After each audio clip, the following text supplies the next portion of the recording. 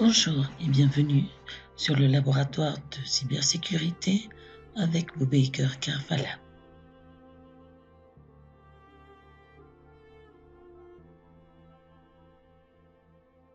Euh, on est sur le laboratoire qui suit la présentation de la cybersécurité. Et comme je vous ai annoncé au début de la présentation, la cybersécurité et concept sur les intrusions, on va voir un test de pénétration ou ce qui est connu dans le domaine de la cybersécurité, un pen test.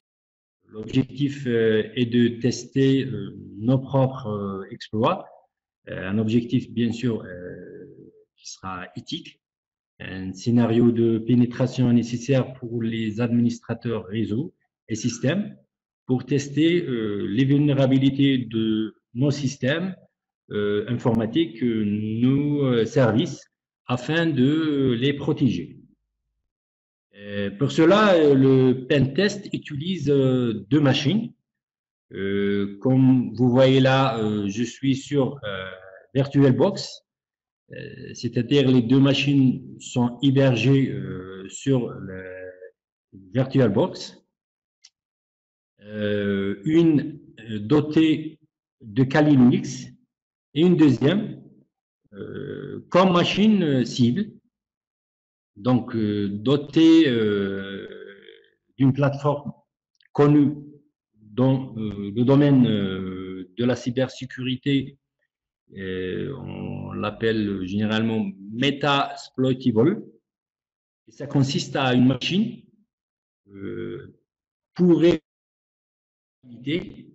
Il y a plus de vulnérabilités dedans. Donc, ça permet de faire office d'une machine très favorable pour réaliser plusieurs types d'attaques avec succès. Donc, c'est parti.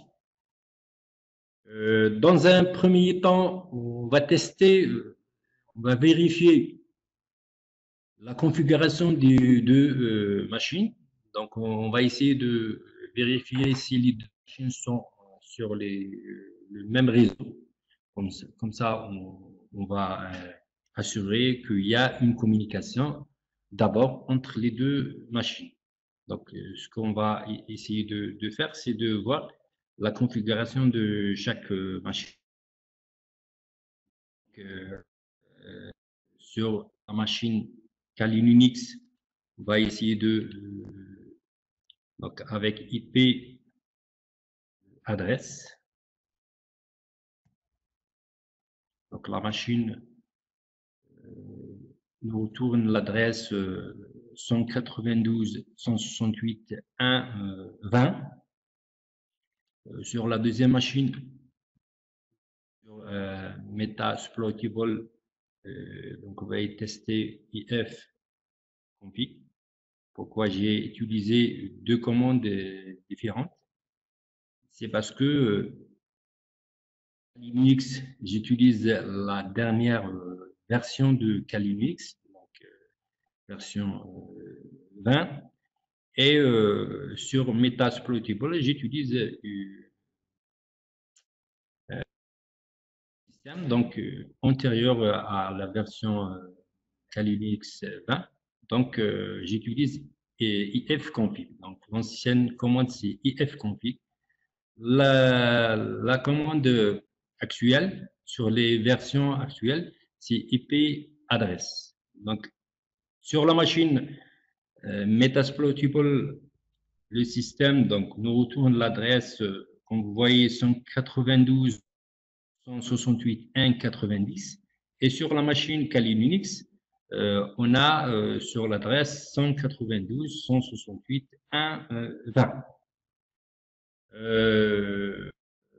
Donc, dans un premier temps, on va tester la connectivité entre les deux machines. Et c'est pour ça que je vais utiliser ping.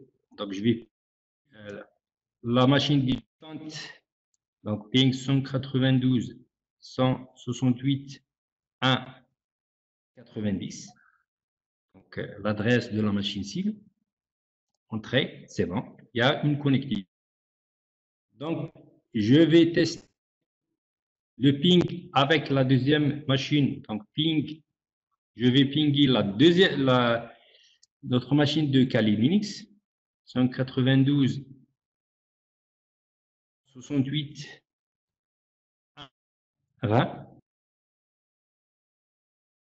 La cible, c'est 1,90.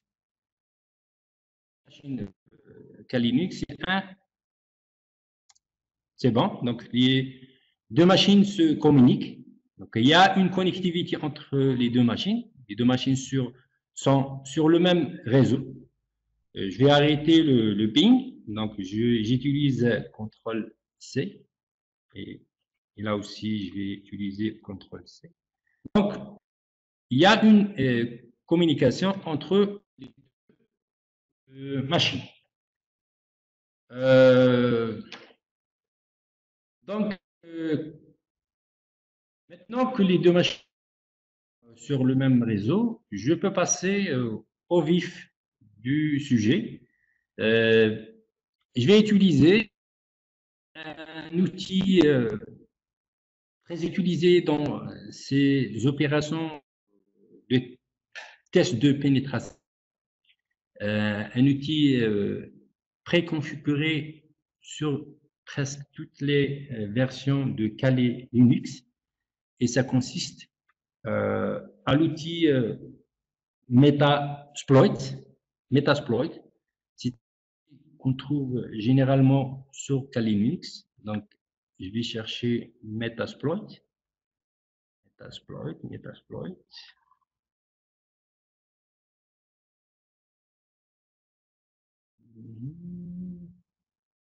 Voilà, Metasploit Framework. Donc, c'est quoi cet outil? C'est un outil très puissant et permet de lancer des exploits sur des machines cibles dans le but de la compromettre et d'obtenir un accès. Un outil très puissant, il possède plus de 1000 modules d'exploitation, c'est-à-dire des codes pour exploiter les vulnérabilités, et possède aussi plus de 300 payloads. C'est quoi les payloads? Ça a des codes à exécuter à l'exploitation d'une vulnérabilité. Et comme je viens de dire, on peut trouver Metasploit sur toutes les versions de Kali Linux. Donc, une fois lancé Metasploit, donc c'est bon, je suis sur Metasploit. Maintenant, qu'est-ce que je vais faire? C'est-à-dire, qu'est-ce que je peux attaquer maintenant? Où sont les failles? La réponse est simple. Donc, d'abord, une reconnaissance. La commande qu'on peut utiliser pour une reconnaissance active, c'est-à-dire on va lancer une attaque de reconnaissance vers la deuxième machine. Donc, on va utiliser une commande très utilisée dans le domaine de la cybersécurité, c'est la commande Nmap. Donc, d'abord, je vais donner le mot de passe de l'administrateur. C'est bon. Je suis Metasploit. J'attends un petit moment, le temps qu'il lance. Voilà, je suis sur la machine, l'outil Metasploit. Donc, je vais lancer une attaque de reconnaissance via la commande Nmap.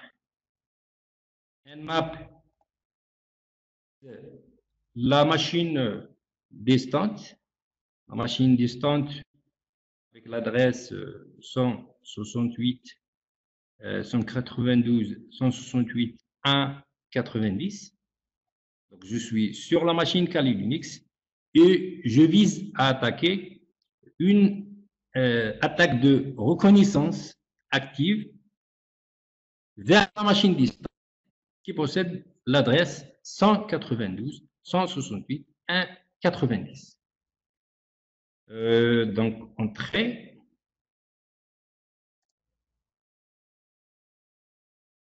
La commande d'attaque de reconnaissance est lancée.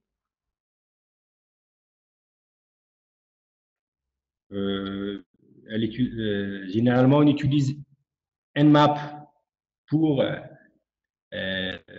voir s'il y a des vulnérabilités sur la machine distante. Et voilà, Metasploit nous montre qu'il y a des ports ouverts sur la machine distante. Donc, il y a le port 21, le port 22, le port 23, 25, jusqu'à le dernier port. Il y a plein de ports qui sont ouverts. Donc, 21, c'est le protocole FTP, protocole SSH, Telnet, SMTP, domaine. Donc, toutes ces valeurs sont des vulnérabilités. Peut-être je vais chercher un peu plus de détails, c'est-à-dire je vais être un peu plus agressif. Donc, je vais ajouter à cette commande nmap un paramètre -s minuscule et V majuscule avec l'adresse, toujours l'adresse de la machine distante, 192 168 190, l'adresse de la machine distante, et je vais lancer le nmap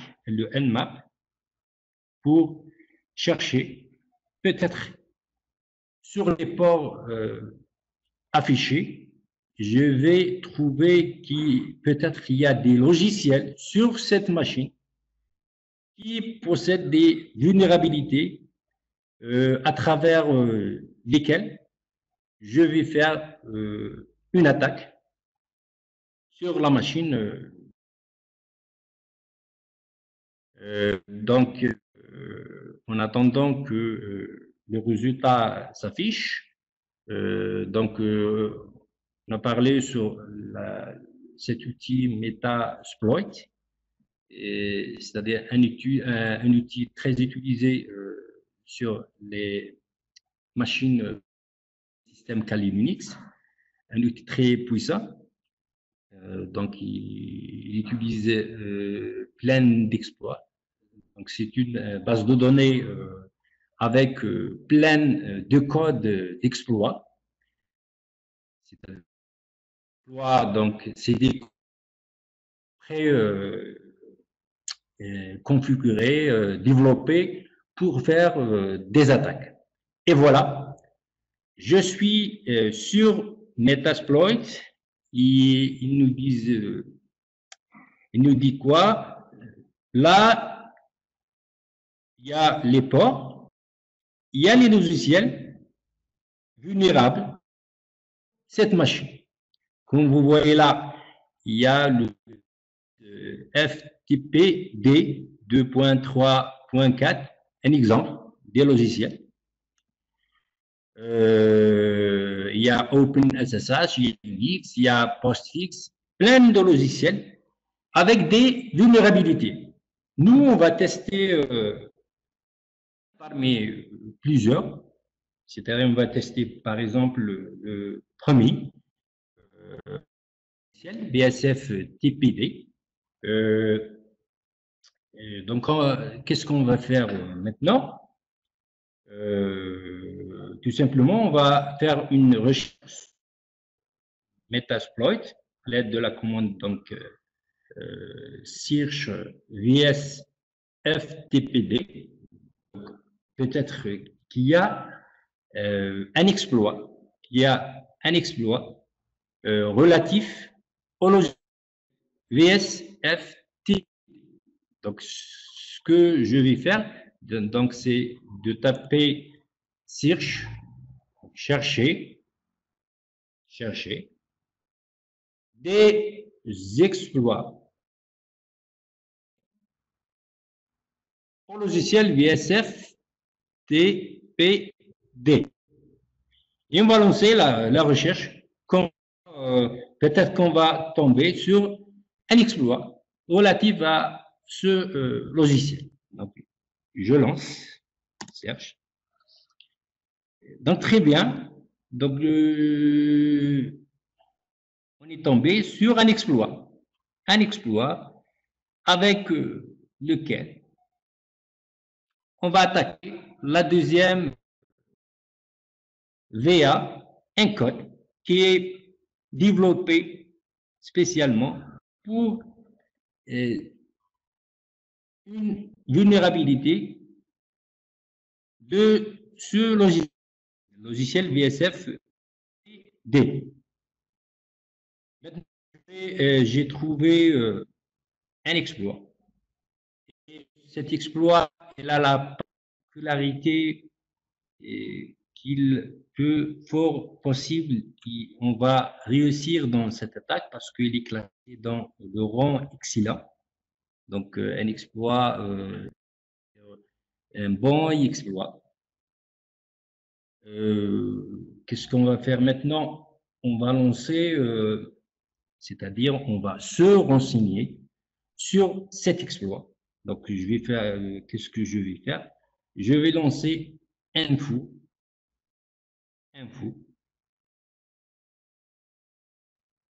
et je copie l'exploit, copie,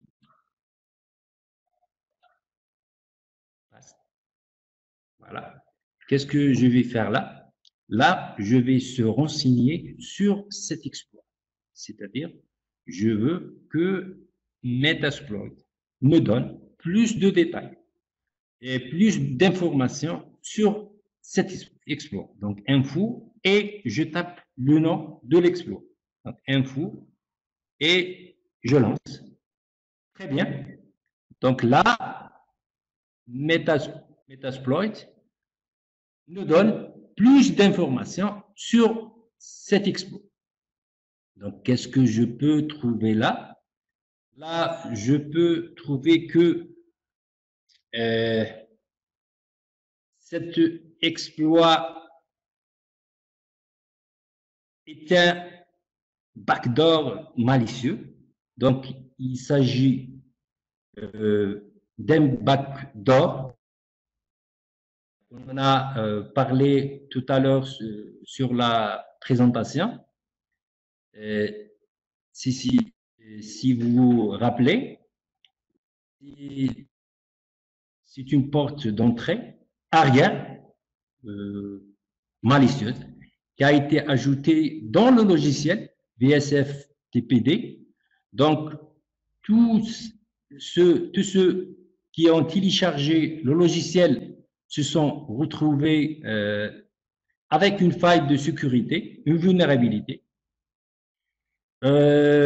Sur les autres informations, donc, comme vous voyez, il y a AirHost, il y a AirPort.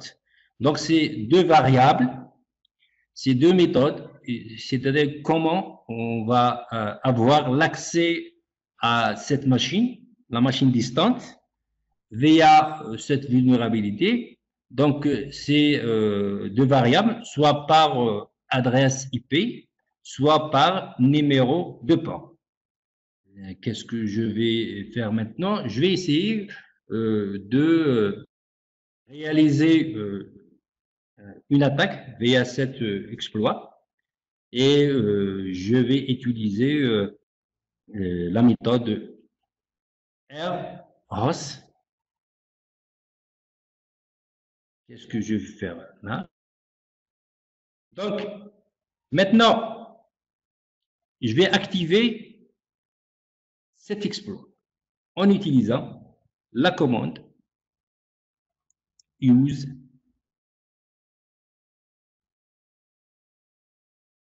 l'exploit. Donc, je vais copier l'exploit. Copie. Cet exploit. Entrée. C'est bon. L'exploit est activé, comme vous voyez là. Comment je vais utiliser cet exploit? Donc, je vais choisir soit rhost, soit rport. Là où je vais utiliser rhost. Donc, définir une des variables. Donc, set rhost,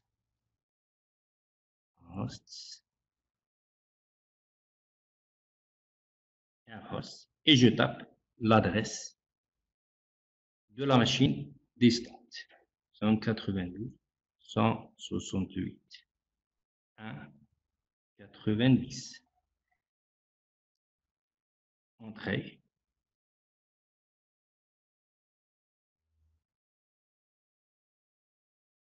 Bon. Donc, l'adresse 192.168.1.90 est pointée. Donc, qu'est-ce que je fais là? Je suis sur la machine distante. Je vais lancer maintenant, première étape d'attaque, je vais lancer mon exploit. Donc, exploit. Je vais lancer l'exploit. Et pour laisser Metasploit faire son travail, exploit. Entrée. Donc, je vais attendre quelques instants. C'est bon. Donc, la session est ouverte. Comme vous voyez. Donc, il y a un canal de communication qui est ouvert entre les deux machines, là, sur la machine distante. Je vais chercher le contenu de cette machine avec ls. Donc, c'est une commande très utilisée pour, c'est-à-dire voir le contenu de la machine distante.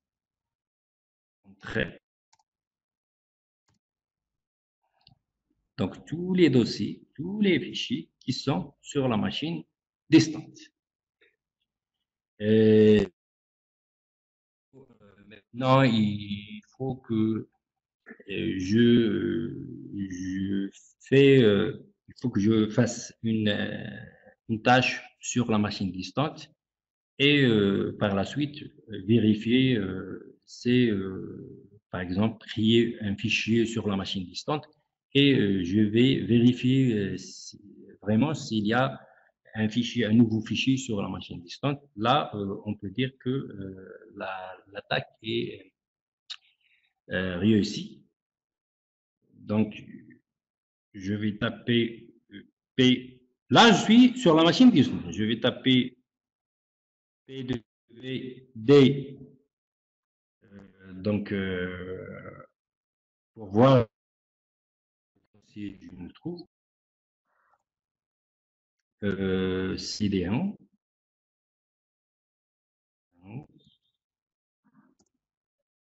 Et je vais accéder au dossier de l'utilisateur principal avec lequel j'ai accédé à la machine distante, CD, sur la machine Metasploitable. Le dossier de l'administrateur, c'est MSF admin. Donc, je suis sur le dossier de l'administrateur. Qu'est-ce que je vais faire maintenant? Je vais essayer de créer un fichier pour voir, de créer un fichier sur la machine distante. à partir de cette machine, je vais essayer de créer un fichier sur la machine distante. C'est le fichier est créé vraiment sur la machine distante. Donc, j'ai tout le contrôle sur cette machine. C'est-à-dire, j'ai un contrôle total sur la machine. Pour créer un fichier sous Unix sur la machine distante, touch. Donc, je vais peut-être l'appeler hack. Donc, hack, on est le 12.3. Donc, 12.3. 12.3. Mars 2020. 2020. Ça, c'est un nouveau fichier qu'on va le créer sur la machine distante et on va vérifier s'il est vraiment créé sur cette machine. Entrée. Et on va chercher sur la machine distante. Et à la machine distante. Là, c'est-à-dire, je vais basculer vers la deuxième machine pour voir s'il y a vraiment un nouveau fichier qui s'appelle hack 12.3 2020 par exemple. Comment je vais vérifier? Je vais afficher le contenu de la deuxième machine via la commande ls. Donc, entrée. Comme vous voyez là, donc l'avant-dernière ligne, donc vous avez le fichier hack 12.03 2020. Donc, un nouveau fichier qui a été créé sur cette machine. Bien sûr, ce n'est pas l'administrateur de cette machine qui a créé ce fichier, mais le fichier a été créé à partir d'une distante, c'est-à-dire qui a créé ce fichier. C'est un attaquant qui a créé le fichier. Puisqu'il a créé le fichier, donc il a tout le contrôle sur cette machine. Donc là, on est sur la deuxième machine. Donc, on a le contrôle total et je possède un contrôle total sur cette machine. Donc, c'est un exemple simple parmi plusieurs sur le test de pénétration. Et je pense qu'on aura l'occasion de voir d'autres scénarios. Donc, j'espère vraiment que ce laboratoire vous a plu et j'espère qu'on aura d'autres occasions de voir d'autres scénarios d'attaque. Et merci pour tout.